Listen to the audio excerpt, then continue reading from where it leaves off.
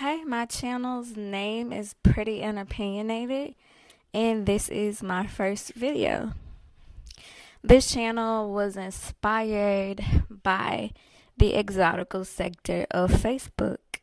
Um, Not Facebook, excuse me, YouTube. The exotical sector of YouTube. And it was mainly inspired by Exoticals United. She's decided to make this channel. So a lot of my topics and talking points will be about things like that, pretty girl stuff, and I'll also talk about life stuff. This is just it'll be a place for me to come and vent, come and talk about my experiences that I can't share with normal people or that I may not feel comfortable like just sharing with people around me or the average person. Um so this is just going to be like a big therapy session for me. My channel is going to be faceless because of some of the things that I'm going to be talking about, and hopefully it'll be as therapeutic for everybody listening as it'll be for me. And you guys can share experiences in the comments. If you guys would like to, you can email me and share some experiences that you've had, and I can anonymously read them. So, yeah, I just expect this to be a place of healing and community for all my gorgeous, gorgeous girls. I'm doing a lot of rambling and babbling right now before I actually get to the video. But because I don't really know what to say right now. I have like several topics that I could talk about because I've been sitting on this channel and building ideas for like 8 months or so now. And I told myself, look, you need to record something by the end of this weekend. Even if you don't put it out, you need to at least make a video. And that's what I'm doing. A lot of my videos will probably be about or stem from being pretty in corporate America, because that's definitely an experience, especially as a young, pretty black woman. That's an experience, especially if you're shy and quiet. Interesting. So I think I'm making this video 5 things I wish I knew before entering corporate America, pretty girl edition. And a lot of these are going to be, I know that a lot of other people experience this too, but I'm going to add some of my personal experiences in there as well. You have to watch out for hidden haters. A lot of people are going to be drawn to you simply because you are attractive. That is it. That is all. Whether it be what you look like, you have nice style, you have pretty hair. It's something about you that stands out, that draws people in. And if you have good energy on top of that, people are definitely going to be drawn in. And some people are drawn in for positive reasons just because, they want to experience your energy and they appreciate what you bring when you come around. But some people are drawn to you because they feel that way as well. And some people can take that in and just experience it and go on about their life. But some people can't. Some people take that in and experience it, and it's a constant reminder of something that they don't have. So they may be drawn to you to try to pick you apart, to try to find out secrets and dirt on you, to take you off of the pedestal that them and everyone around you have placed you on. And so you also have people who aren't actually like attracted to you or your light or anything else. They actually hate you for those exact reasons. But office politics. If you don't like somebody that everybody else likes, then it's gonna make you look bad. You're gonna look like a hater. And like I said, office politics, they don't want to look like a hater. So they'll come around you and pretend to like you, but only because everybody else does. Or only because somebody who they see as influential likes you. And they'll be waiting for a moment. They'll just be waiting for you to slip up or waiting to make it look like you slipped up so they can say, haha, I told you so. So those are some hidden dangers. Out of the group of people that I named, they're probably the most dangerous, right next to the people who want to know how you shine so bright. And to be honest, the people who just want to experience you because you shine so bright, they are not malicious people. But if you are somebody who is professional, or you want to be valued for your work and you're there to work, the people who want to be around you just because they like little things about you, like what you look like, and they like shallow people. Like there's this lady at work who comes up to me every time I change something about myself, like my hair, I get a new necklace, I have a new jacket, and she comes up to me and asks me about like all my aesthetics. And if you're somebody who doesn't want to be known for what you look like at work, then those people are not maliciously harmful, but it can somewhat like harm your self-esteem if you want to be valued for your work contributions. It's almost like you have to work twice, maybe even thrice times as hard to actually be recognized for what you do. And even if you are recognized for what you do, there will be people who will say it's only because she's pretty, or it's only because people are attracted to her. So, that's one downside to being pretty in corporate America that I wish I realized before I got there. Because when I first got there, I used to dim my light a lot. I got to a point where I would only slick my hair back. I didn't wear any jewelry. I was just plain Jane. And because I am the kind of person that I am, that didn't work out for me. That harmed me mentally and emotionally more than it helped me. And if you're attractive, it doesn't matter what you do, you're gonna stand out. And what I just said just made me think of another talking point, but I'll talk about that in another video. My second point is that a lot of the time, being a pretty girl at work puts you in a catch-22 situation. Because people will see you how they want to see you. If you are an attractive girl and they see you getting a lot of male attention, whether or not you invited it, people are going to think of you in that way. Like at my job, I don't pay attention to the men around me really. As a matter of fact, I talk to them less than other people just because I know how people perceive me. And people do this thing that is so objectifying where they assume that every man that talks to you wants to sleep with you. It can never be because you have interest in conversation or you're a cool person. It has to be because you are attractive and he wants to spread your legs. That's it. Which is wildly disrespectful to me. But people tend not to understand that. They don't understand that they're reducing you to your looks at every turn you make.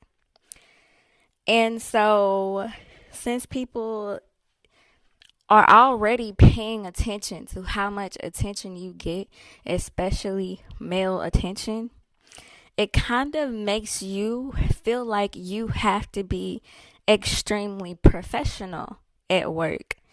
But because people will want your energy and your approval and your validation more than they want it from other people, when you do that, you're seen as mean and stuck up. Like, it's like you can't win. You're not seen as professional when you try to be professional because people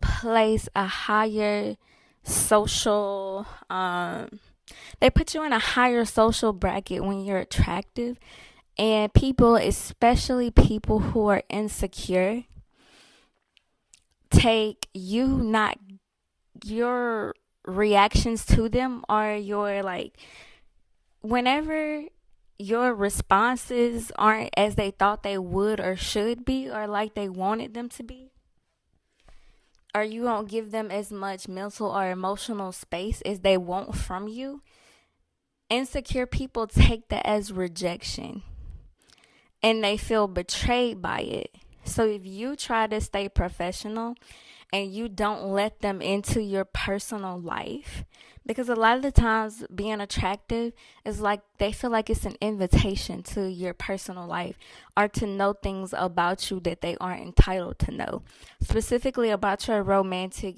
and dating life, almost like they want to live vicariously through you and wear your skin, like they just want to know what it's like to be you. And when you don't give them that and you want to stay professional, you're automatically stuck up. So you have to know exactly how to move to not fall into either just being the office pretty girl or being the stuck up bitch. And for you, as someone who is attractive, people will judge you a little bit more harshly and expect you to hold more of the like emotional weight and interactions with them. So they'll be quicker to call you stuck up or mean or a bitch if you are a pretty girl in corporate America, a pretty girl anywhere, but especially corporate America, because corporate America is like a big high school. A lot of the times in corporate America, people come to work and there are people who are not happy with the way that the world treats them outside of work. They're not happy with the way the world responds to them. They may not be happy with their lives at home, but when they come to work, they can be whoever they want to be. Maybe they're carrying trauma from who they were growing up or who they were in high school. And when you come to work, it's like you have the chance to recreate that and be whoever it is you want to be. Almost. Almost.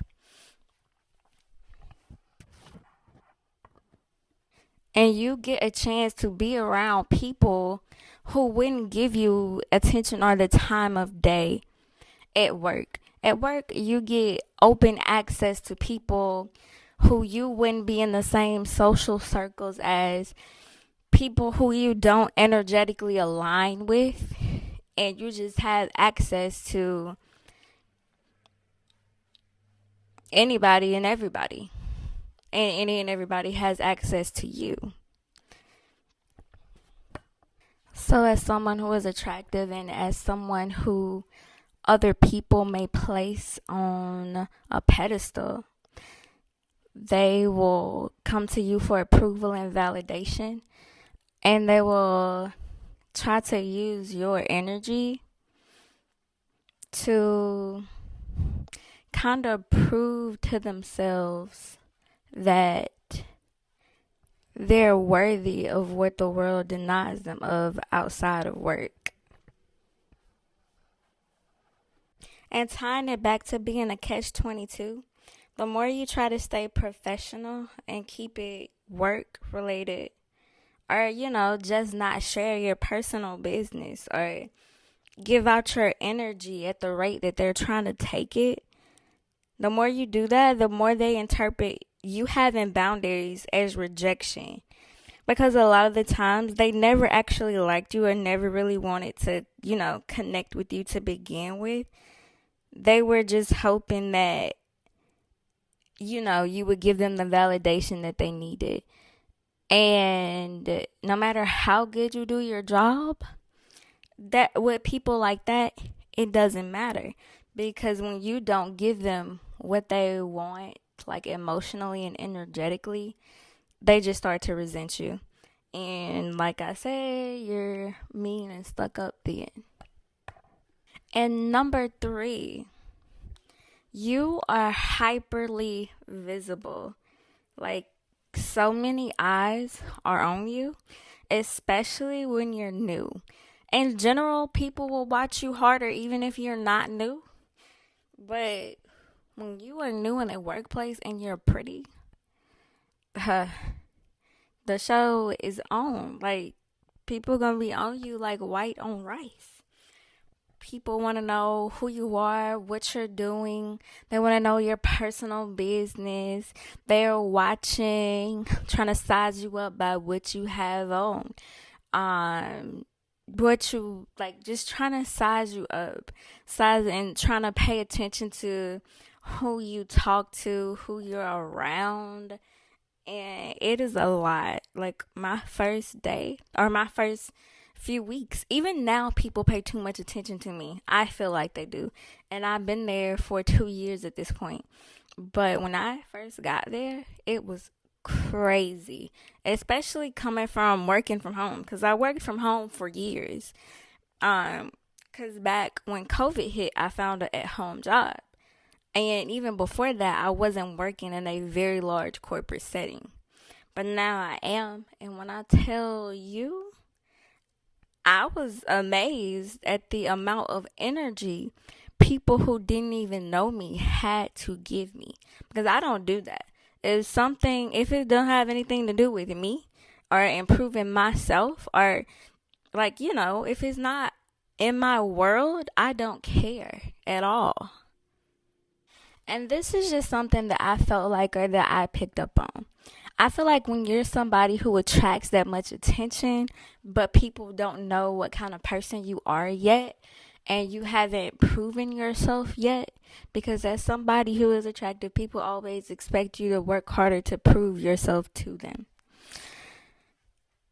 Um, but anyway, in that situation, I feel like that kind of repels upper management from you a little bit, especially if they're males, because they know how things go and how people are, and they know a lot about what goes on, and they see a lot of and hear a lot of things.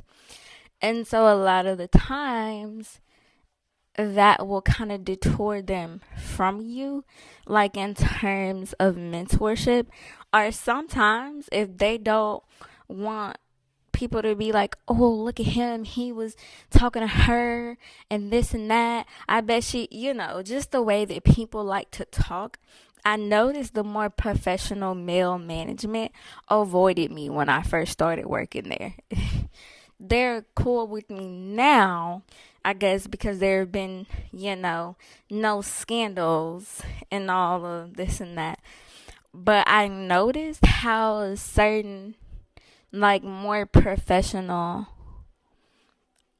professional males in the workplace kind of avoided me.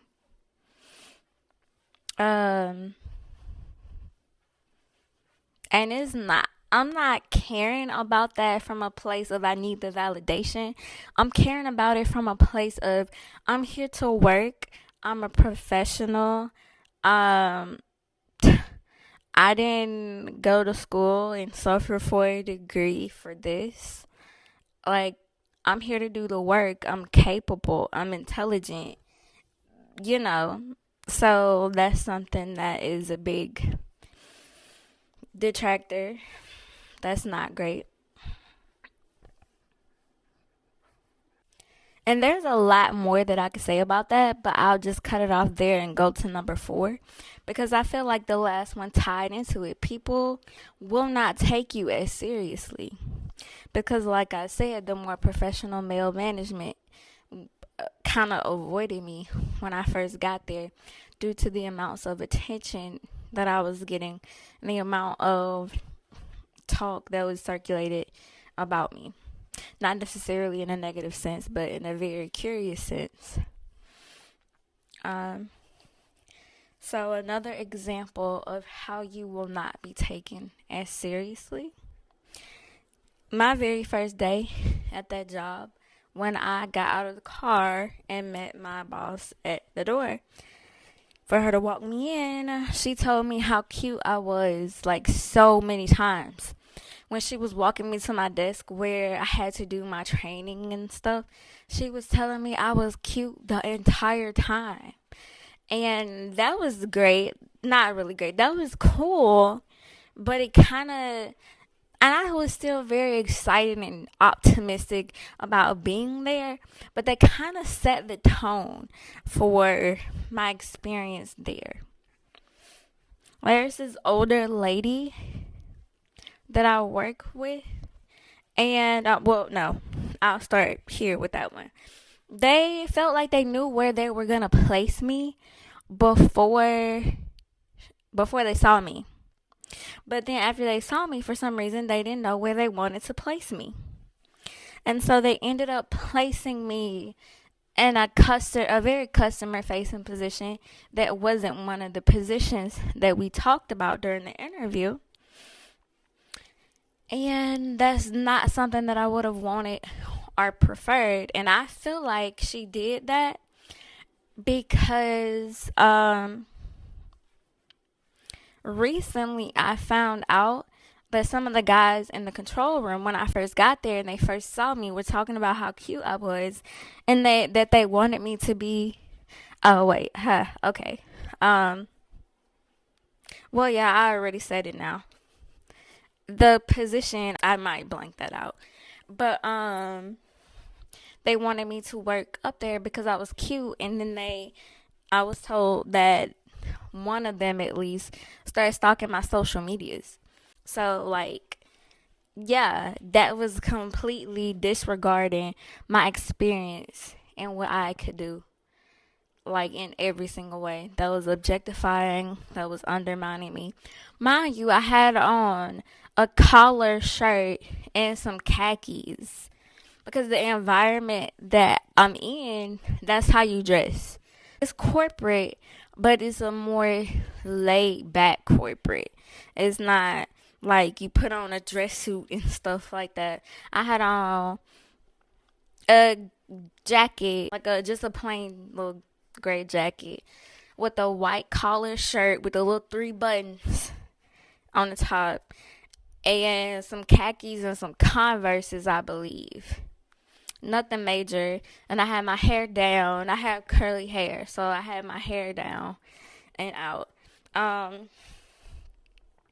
So when she took me to the position that they decided to put me in, there's this older lady that works in that position. And the first thing that lady said to me was, "This is a male-centered environment, and they're going to think that you're dumb because you're pretty." And then she told me to make sure I keep people's eyes on my neck and above.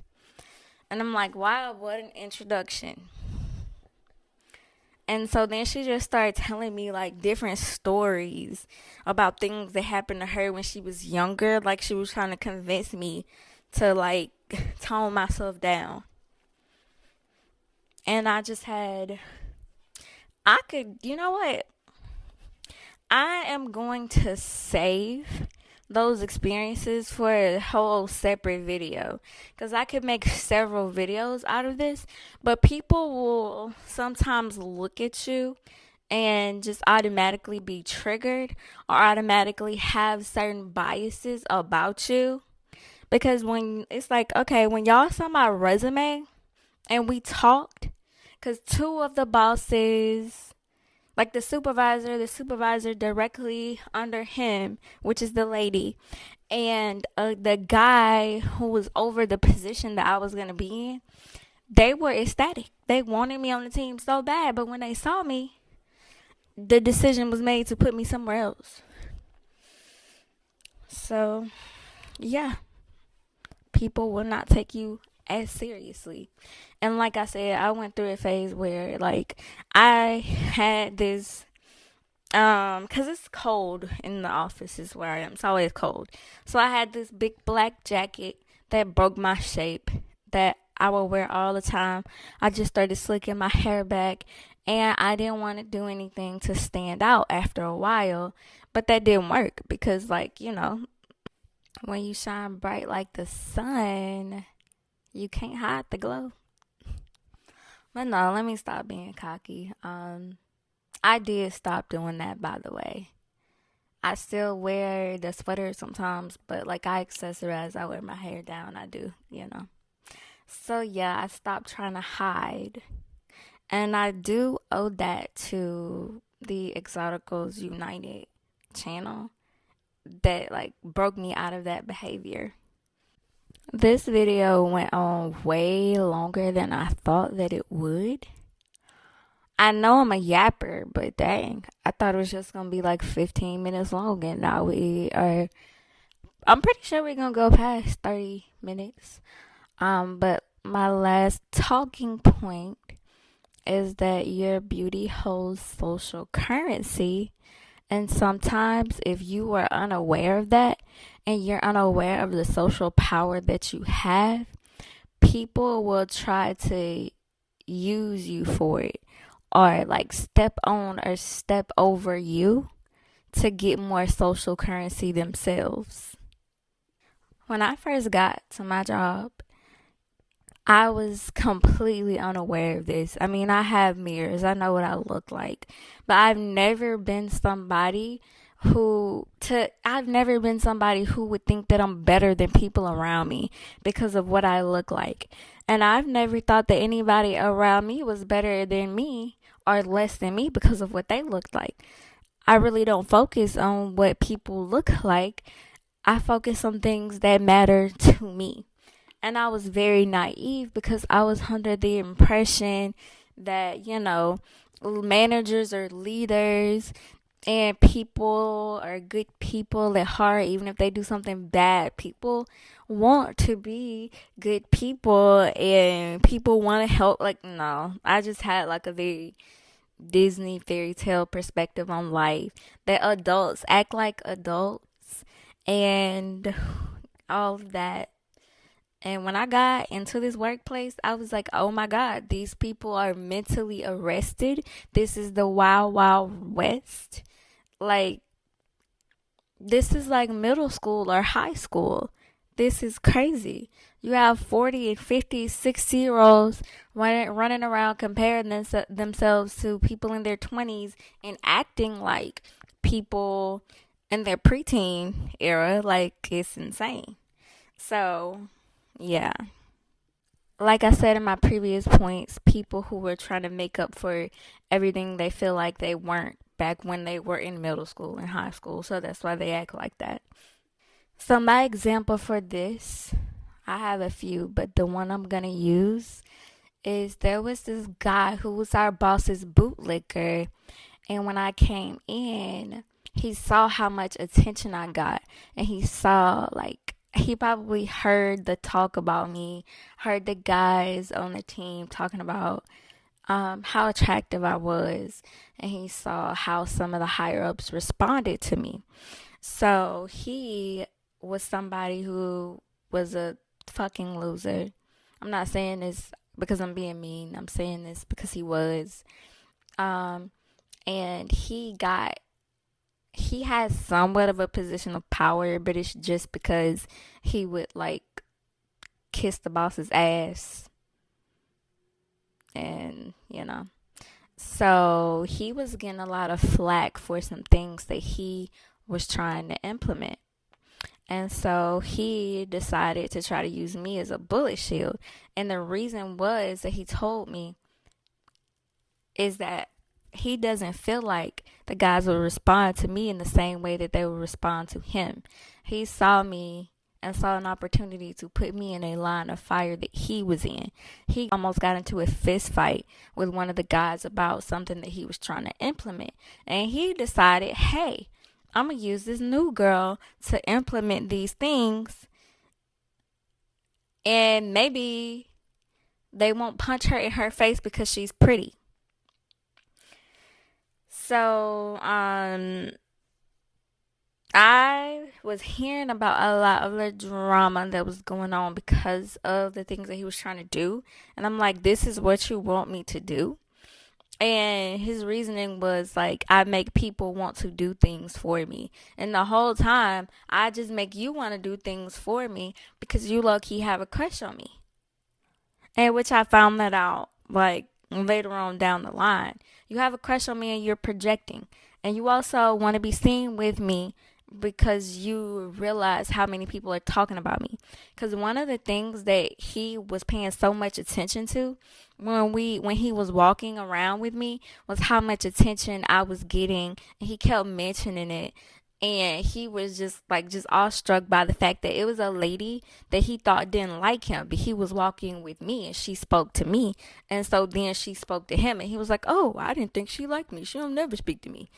And it was just little things like that that I noticed, and things like that I noticed with other people, like people wanting to be aligned with me because they notice how much attention I get.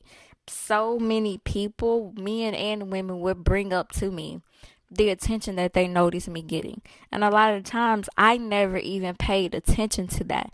And I noticed there are like good bit of people who wanted to know things about me and wanted to be around me just because they felt like I was social currency. Like there's a guy that, well, no, actually, I'm just gonna save that for another video. But yeah, people will try to, what do they call it? Destiny swap with you. People will try to be you, not necessarily be you, but they want to take your place energetically. And like I said, they will betray you and step over you in order to do that. They will energetically and sometimes even physically put you in harm's way to receive the energy that you get, or even copy you to try to exude the energy that you have, because I experienced that also. Yeah, those are 5 things that I wish I knew before entering corporate America. Pretty girl edition. I hope that y'all enjoyed this video. I know it was really random and it was all over the place. I didn't really plan anything. I just started talking off of the top because like I said, I really just wanted to make a video before the weekend was over, because I've been sitting on this channel for like 8 months and just stockpiling ideas, and it's ridiculous that I haven't posted anything. So if you like this video, subscribe to my channel, and it's only gonna get better. It's only going up from here. I'm gonna get more organized and actually plan my videos and thoughts out before I start talking. But yeah, I hope you enjoyed, and if you have similar experiences, please share.